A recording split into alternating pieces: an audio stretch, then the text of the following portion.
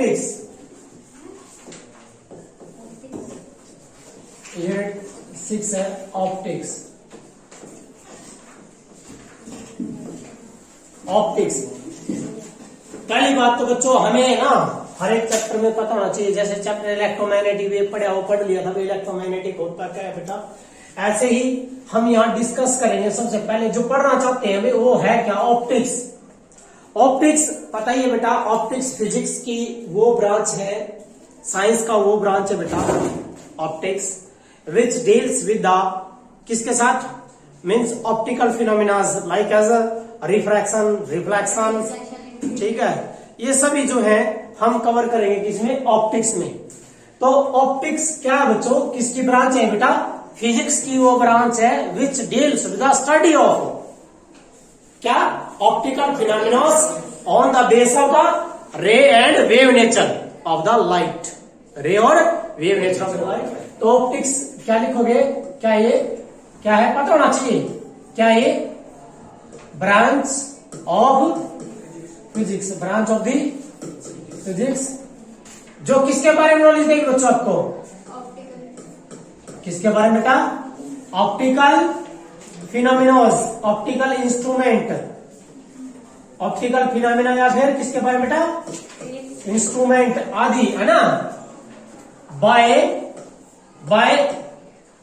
कौन सा, by ray और wave nature of light, by ray और ray and wave nature of light. भाई लाइट के रे नेचर यूज करके और वेव नेचर यूज करके we have discuss about the some phenomenas, mean refraction, reflection, dispersion, ये सारे जो फिनोमिनाज है, ऑप्टिकल जो फिनोमिनाज है, जितने भी ऑप्टिकल फिनोमिनाज है उनको हम स्टडी करेंगे बेटा। तो यहां सबसे पहले आज हम करेंगे बेटा आपका रे ऑप्टिक्स। तो अभी स्टार्ट है बेटा ये रे ऑप्टिक्स। रे ऑप्टिक्स मैंने बोला था कि ऑप्टिकल फिनोमिनाज है, कुछ ऐसे फिनोमिनाज है, रिफ्रैक्शन है, रिफ्लेक्शन है, इंटरफेरेंस है, डिफ्रैक्शन है, बहुत सारे हैं जिनको हम डिस्कस करेंगे बेटा। लाइट के दो नेचर यूज करके, एक नेचर कौन सा था, रे नेचर, और एक था वेव नेचर। रे नेचर यूज कर करेंगे तो वो बन जाएगा वेव ऑप्टिक्स, रे ऑप्टिक्स। रे नेचर यूज करेंगे ray optics, wave nature use करेंगे वेव ऑप्टिक्स। वेव में हम यूज करेंगे, हम स्टडी करेंगे इंटरफेरेंस या डिफ्रैक्शन हो या सभी डिस्कस करेंगे, ठीक है। यहां रे ऑप्टिक्स में पहला जो टॉपिक आपका फर्स्ट वो है बेटा, सबसे पहले देखिए रिफ्रैक्शन ऑफ लाइट। जो फर्स्ट टॉपिक है that is the refraction of light and it is very very important. ये इंपॉर्टेंट टॉपिक है बेटा, इंपॉर्टेंट टॉपिक है ये रिफ्रैक्शन। तो बेटा रिफ्रैक्शन सभी बच्चों ने पढ़ रखा, रिफ्रैक्शन ऑलरेडी आप सभी जानते बेटा। रिफ्लेक्शन के बारे में तो पता आपको कि ये प्लेन मिरर है, प्लेन मिरर पर जब भी कोई लाइट रे इंसिडेंट करती है टकरा के वापिस चली जाती है, जिस एंगल से आएगी उसी एंगल से वापिस। ये था, ये कौन सी थी बेटा, इंसिडेंट, कौन सी थी ये, इंसिडेंट रे थी। और ये वापिस गई है बेटा कौन सी, रिफ्लेक्टेड, कौन सी बेटा, रिफ्लेक्टेड रे है। और ये एंगल ऑफ इंसिडेंट है, ये एंगल ऑफ रिफ्लेक्शन था। और ये बेटा प्लेन मिरर था, ये रिफ्लेक्शन में था, लेकिन रिफ्लेक्शन नहीं, अब की बार आपका टॉपिक है रिफ्रैक्शन। तो रिफ्रैक्शन क्या होगा बेटा, रिफ्रैक्शन क्या होता है, देखिए यहां भी क्या डेफिनेशन है, लाइट का क्या चेंज होया, पाथ, रास्ता चेंज होया, जाने चाहिए सीधी ही गई ऐसे। The change in path without change in medium, यहाँ मीडियम थोड़ी चेंज होया, दैट इज कॉल्ड रिफ्लेक्शन। लेकिन बेटा लाइट का पाथ चेंज होना with change in medium, that is called refraction. तो बेटा डेफिनेशन क्या लिखोगे, क्या बोला मैंने, क्या बताया मैंने बेटा, the change in path of light ray, the change in the path of light ray with change in medium, with change in medium, medium के चेंज होने से is called refraction। क्या बोले बेटा, is called refraction, that is called refraction, वो refraction होता है, mean change in the path of light ray, you can say deviation of the light ray, that also deviation of the light ray, भाई light ray deviate होगी, मुड़गी झुकगी, लेकिन किसके कारण, क्या होने पर बेटा, क्या होने पर, सो वी कैन हम कह सकते हैं मीडियम का रोल प्ले हुआ तो रिफ्रैक्शन और मीडियम का रोल प्ले नहीं हुआ तो रिफ्लेक्शन। ठीक है बेटा, तो आगे हम करते हैं कि क्या बोले बेटा, रिफ्रैक्शन की डेफिनेशन करने के बाद देखिए बेटा, आपने बोला है कि जो रिफ्रैक्शन है वो क्या बोला बेटा आपने, change in path of light ray with change in medium. अब बात आती है बेटा, देखिए मान लीजिए ये एक इंटरफेस है बेटा एक्स एक्स डैश, क्या बेटा ये क्या बोला मैंने, इंटरफेस, क्या बेटा ये बेटा इंटरफेस वो होता है which separate the two medias, जो दो मीडियम में सेपरेट करा अलग करके रखता है, which separate two medium means ऊपर तो कौन सा मीडियम है, रे, नीचे कौन सा है, कौन सा बेटा, डेंसर। इसका रिफ्रैक्टिव इंडेक्स μ1, इसका रिफ्रैक्टिव इंडेक्स μ2। ठीक है, ये इंटरफेस है, हमेशा याद रखना इंटरफेस वो होता है जो दो मीडियम को सेपरेट करेगा। अब यहां कोई लाइट रे आई बेटा, आने वाली तो कौन सी होगी, इंसिडेंट, आने वाली लाइट कौन सी बेटा, इंसिडेंट। ये लाइट रे जो है आपको पता है किसके साथ, नॉर्मल के साथ, किसके साथ बेटा, नॉर्मल के साथ एंगल बनाएगी, ये नॉर्मल है बेटा, दैट इज द नॉर्मल। और ये जो लाइट रे आई है इसने यहां एंगल बनाया बेटा इसके साथ, और ये एंगल क्या कहलाएगा, एंगल ऑफ इंसिडेंट। और ये कौन सी होगी, कौन सी बेटा, इंसिडेंट रे, कौन से बेटा, incident, that is incident ray A B incident ray बेटा। अब ये लाइट रे कहां से कहां जा रही है, रे टू डेंसर। आप सभी को पढ़ रखा आपने भाई, स्पीड कम हो जाती है, क्या कम होगी बेटा, स्पीड कम होगी, उसके रीजन बताएंगे क्यों कम होगी, मीडियम के चेंज होने से बेटा, वो अभी आएगा। देखिए क्या है, mu is equal to c by v है एक। अभी 5वीं यूनिट करी आपने अभी इलेक्ट्रोमैग्नेटिक वेव, उसमें क्या था कि v velocity of the electromagnetic wave. Electromagnetic wave क्या, लाइट ही तो है, अरे लाइट है भाई, उसकी स्पीड मीडियम में क्या बोल लीजिए आपने, क्या था बेटा यहां, सी बाय रूट। तो मीडियम के चेंज होने से क्या चेंज हो जाएगी, वेलोसिटी चेंज हो जाएगी। अब यहां देखो बेटा, ये क्या है, रिफ्रैक्टिव इंडेक्स, जिसका, किसी भी मीडियम का। तो इसका मतलब है भाई म्यू बराबर वी बराबर क्या हो जाएगा बेटा, यदि यहां से वी निकालोगे, वी बराबर क्या है, सी बाय म्यू। यदि यू ज्यादा टेंशन होता जाएगा तो स्पीड क्यों होनी जाएगी, कम, क्या होती जाएगी, कम। बेटा कम होने का मतलब है कोई चीज का स्पीड था तो कम होगी, तो नीचे आओगी ऊपर जाएगी, नीचे आएगी, अंडरस्टूड है। इट मीन कि यदि ये रे टू डेंसर आ रही है, डेंसर में आ रही है, तो इसका रिफ्रैक्टिव इंडेक्स ज्यादा हो गया, तो स्पीड क्या हो जाएगी, कम, स्पीड क्या हो जाएगी बच्चों, कम। इट मीन वो क्या होगी, सीधी जाने की बजाय बेटा उसने जाना था सीधा, लेकिन वो क्या होगी, यहां से ऐसे रिफ्रैक्ट, क्या हो जाएगी, रिफ्रैक्ट। यू एंगल क्या बना इसके साथ, एंगल ऑफ रिफ्रैक्शन। या कौन सी रे है, रिफ्रैक्टेड, कौन सी बेटा, रिफ्रैक्टेड। ये रिफ्रैक्टेड रे है, मींस सी क्या लो, बी सी क्या लो। लेकिन जानी चाहिए क्या चीज बच्चों, देखो सीधी जानी चाहिए थी, सीधी जानी चाहिए थी, बट किसकी तरफ बेंड होगी, नॉर्मल की तरफ बेंड होगी।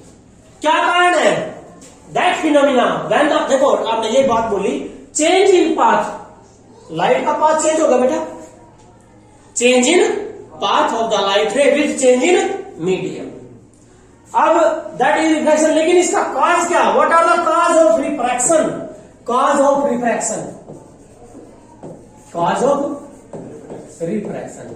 रिफ्रैक्शन का मतलब है लाइट जो है नीचे रे डेंसर मार रही है तो भाई नीचे पड़ रही है, इसका मतलब क्या चेंज होगी, क्या कम होगी, स्पीड। तो कॉज ऑफ रिफ्रैक्शन पहला क्या कॉज लिखोगे बेटा, v mean speed of ray, speed of ray, पहला काम तो यही है। क्योंकि बेटा आपने रीजन भी देना है कि v बराबर क्या है बेटा, सी बाय म्यू है। वी नो दैट क्या है ना बेटा, v is inversely proportional to mu, v is inversely proportional to mu. कि मीडियम मान दी सर, वेलोसिटी हो जाएगी कम, म्यू की वैल्यू ज्यादा तो v की वैल्यू कम, स्पीड कम हो जाएगी। एक रीजन दूसरा रीजन क्या दोगे बेटा? आपने कहना है दूसरे रीजन में वेवलेंथ चेंज होना, क्या होना? Change in wavelength. क्या लिखोगे बेटा? Change in wavelength. दो रीजन है बेटा, दो कारण है। एक तो है क्या? चेंज इन स्पीड ऑफ रे, दूसरा चेंज इन वेवलेंथ, वेवलेंथ का चेंज होना जब मीडियम चेंज होता है। कैसे कैसे आएगा बेटा? वो सिंपल है, आपने पढ़ रखा बेटा। क्या कि देखिए बेटा, ये एक साइंटिस्ट हुए थे जिनका नाम था कॉचेस फॉर्मूला। क्या था? Yes, Cauchy's formula. एक कॉचेस था साइंटिस्ट, उन्होंने एक फार्मूला दिया था। वो कहता है भाई किसी का भी जो रिफ्रैक्टिव इंडेक्स है बेटा, किसी का भी refractive index mu is equal to a plus b by lambda square plus c by lambda की पावर 4 प्लस एंड सो। तो म्यू किसके इनवर्सली हो गया? Lambda square. म्यू किसके इनवर्सली हो गया? Mu is inversely proportional to lambda square. ये आगे देखो, ये कि मीडियम चेंज होने से क्या चेंज हो जाएगी? वेवलेंथ। लाइट के दो नेचर बेटा, लाइट के कितने नेचर है? 4 नेचर। लाइट के पैरामीटर्स, लाइट का पैरामीटर, जो पैरामीटर्स है बेटा लाइट के parameter 4। Number 1 frequency, number 2 wavelength, number 3 speed, number 4 phase. क्या है? Phase difference. क्या क्या चीज चेंज हो गई रिफ्रैक्शन में? एक वेवलेंथ और एक वेलोसिटी। एक वेवलेंथ और एक फ्रीक्वेंसी। क्यों नहीं चेंज हो रही बच्चों? क्योंकि कंजर्वेशन ऑफ एनर्जी। ई बराबर क्या होता है? H new. एनर्जी तो हमेशा क्या होती है? कंजर्व होती है। मीडियम 1 में तो फिर मीडियम 2 में, हालांकि वो एनर्जी किस तरह ट्रांसफर हो जाएगी? मीडियम 2 के मॉलिक्यूल्स है, लेकिन मीडियम 2 की एनर्जी मीडियम 1 की एनर्जी क्या है? सेम। इसीलिए ना तो ये चल रहा है, समझ गए मेरी बात? सिर्फ दो चीज चेंज होती है, एक वेवलेंथ और एक वेलोसिटी। क्या होने पर? Refraction. So what are the cause? Cause क्या बेटा रिफ्रैक्शन का? Change in velocity and change in wavelength. Clear होगी बात? ये कारण है। अब बेटा इसमें हमने रिफ्रैक्शन कर लिया, उसका कारण कर लिया, क्या कारण है। अब यहां ना लॉज ऑफ रिफ्रैक्शन है। क्या बेटा? Laws of refraction. रिफ्रैक्शन के नियम है बेटा, इंपॉर्टेंट है ये। लॉज ऑफ रिफ्रैक्शन इंपॉर्टेंट है बेटा। देखिए क्या है। पहला नियम तो ये है कि भाई जो लाइट रे एक मीडियम से कहां आएगी बेटा? दूसरे मीडियम में। तो क्या चीज चेंज होगी? There is a change in velocity and wavelength. तो पहला क्या लिखोगे? क्या लिखोगे बेटा? when light rays goes from medium 1 to medium 2, there is change in velocity and wavelength. There is change in velocity and क्या चेंज होगा बेटा? वेलोसिटी और wavelength. Not frequency, not phase. दूसरा क्या था बेटा? अच्छा यू ही तो कारण है। कारण कौन था रिफ्रैक्शन का? कारण कौन था? वेलोसिटी और ठीक है बेटा। अब कहता है कि जब लाइट रे कौन था? रेयर से डेंसर में। आज में देखिए बेटा, ये रहा। रेयर से डेंसर में आई तो क्या हो गया? बैंड हो गया। किसकी तरफ? नॉर्मल की तरफ। लेकिन इसी टॉपिक में देखो तुम, यहां देखिए दोबारा। यदि मैं यहाँ एक प्लेन मिरर रख दूं, क्या रख दूं बेटा? एक प्लेन मिरर यहाँ इसके सामने। पता ही आपने नॉर्मल रख दिया, लाइट जिस रास्ते का आती उसी से बाहर जाओगे तो लाइट रे भाई टकराने के बाद वापस ये गई। लेकिन जब ये यहाँ जानी चाहिए थी तो जानी तो ऐसी चाहिए थी ना, ये सीधी। यही तो जानी चाहिए थी ना बेटा, सीधी। ये जानी चाहिए थी ना भाई, सीधी जानी चाहिए थी ना लाइट रे। लेकिन क्या हुआ? अवे का मतलब बेटा दूर हट गई, ऊपर उठ गई। जब भी कोई लाइट रे ऊपर उठती है उसका मतलब क्या चीज बढ़ गई? सोचो यार, सिंपल सी कोई चीज, कार है चल रही है रोड पे, ऊपर उठ गई, क्या बढ़ गई स्पीड, क्या बढ़ गई स्पीड बढ़ गई। इसका मतलब है जब रेयर टू डेंसर आई तो क्या हो गया, कम वेलोसिटी कम होगी, जिसके कारण हमने कहा वो बेंड होगी किसकी तरफ, नॉर्मल की तरफ। तो यही दोनों लिखने बेटा आपने, क्या लिखोगे सेकंड में, व्हेन लाइट रे goes from rare to denser, it will bend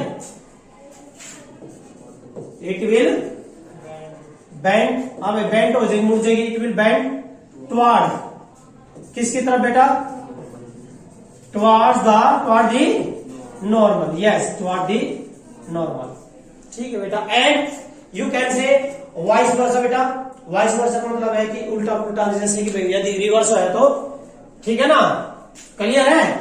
ये लिखने के बाद दूसरा इसमें आप तीसरा ये भी लिख सकते हो, मैन द लाइट रे गोज फ्रॉम, क्या आएगा,